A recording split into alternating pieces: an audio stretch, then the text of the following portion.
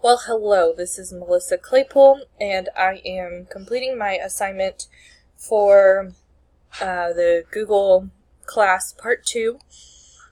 And first I'm going to explain how to access my Fort Worth ISD Google Classroom account. And at this time, July 15th, 2019, this is how you do it. You go to my.fwsd.org and log in the way it says to, and it brings you to this page. You would then go to Google Classroom. This ensures that you are signing into your Fort Worth ISD account and not some other account that you've done through Google, a personal account.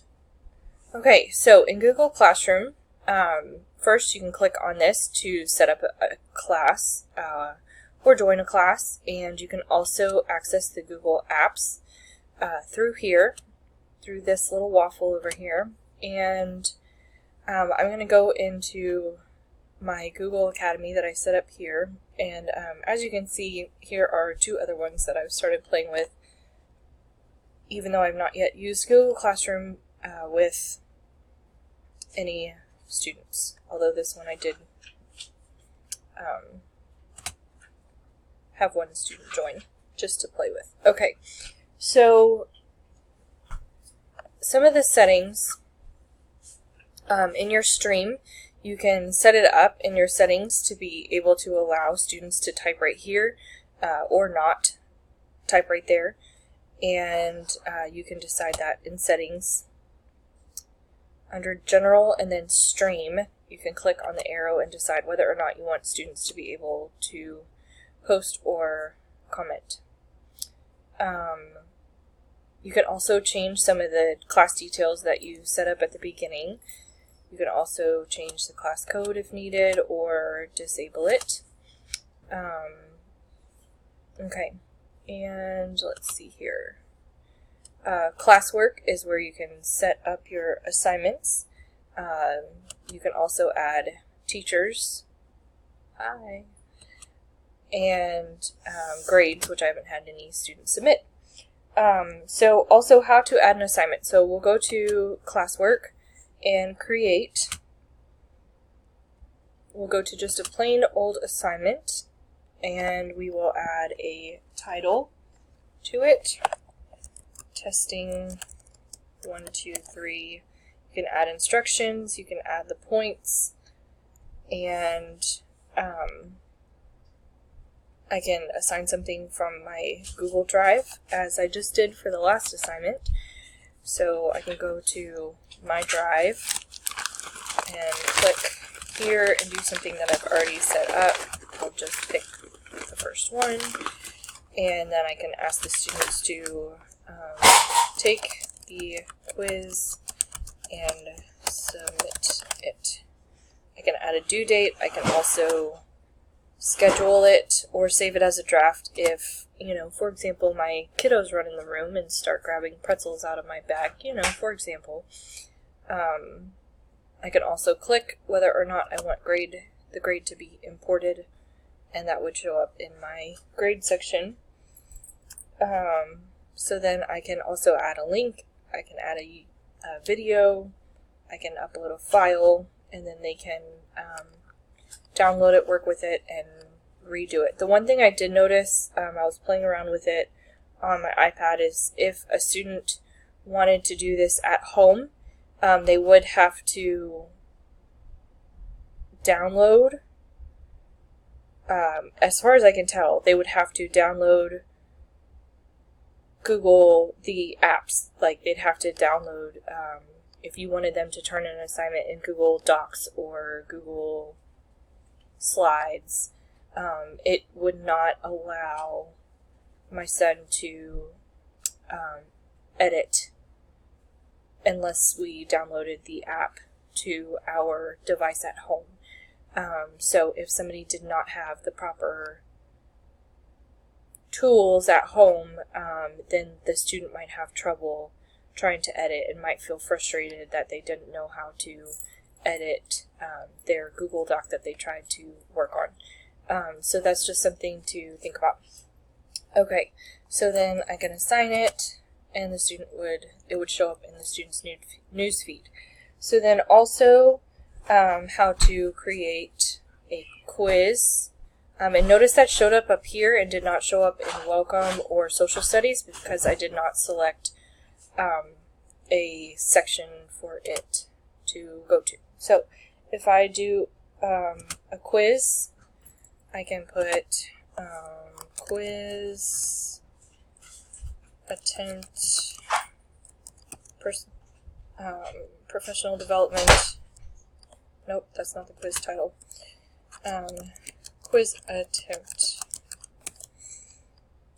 I can make it 100. Well, I don't like making things 100 points. Let's do 10.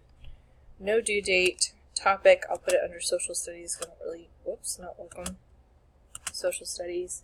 And I'm going to go to the blank quiz here and retitle it.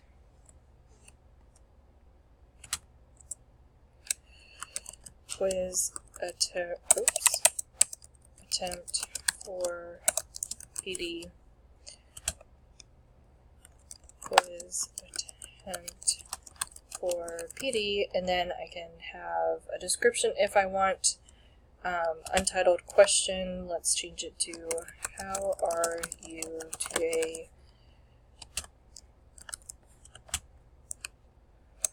Well, I want to be asleep. Thanks. Okay, and then I can set up the answer key. And then the nice thing here is that I can actually select both answers as correct, so that way they get points either way. And then how many points is it? I think I said 10.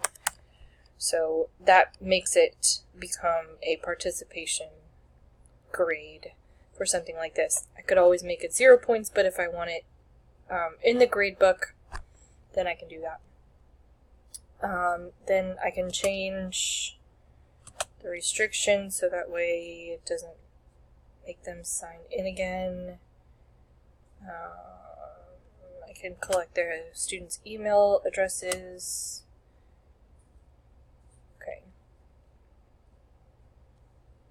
I can also change that to make it submit later or release their grade after I get to see it first. So if I had short answers or whatever, it wouldn't release the grade right away. I did play with that before, and it will release the grade and make it look like the answer is wrong almost, but then I can go back in if it releases the grade immediately. If it waits for submission or for me to return the grade, then the student won't see, it won't look like they got it wrong.